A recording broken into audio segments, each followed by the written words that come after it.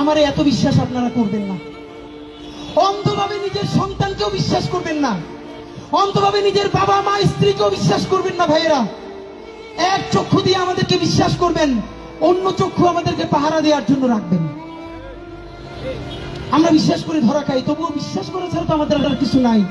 কিন্তু একটা চোখ খোলা রাখবেন, যেদিনই ভুল করব, কোন বিচ্যুতি মনে হবে, শুধরাই দিবেন, বলবেন ভাই এটা কিন্তু মনে হয় ভুল হচ্ছে।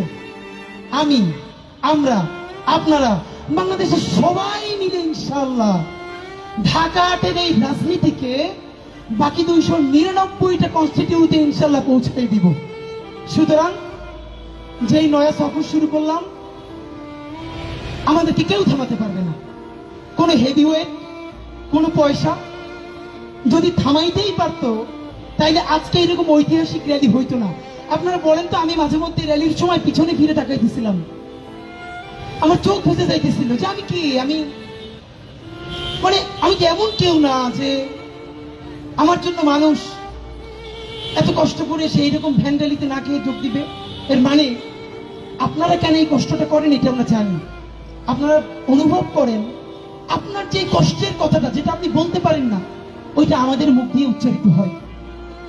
আপনারা যখন আমাদের ভিডিও দেখেন, মনে করেন এই কথাটা আপনি প্রতিদিন বলেন, কিন্তু বাংলাদেশের কোনো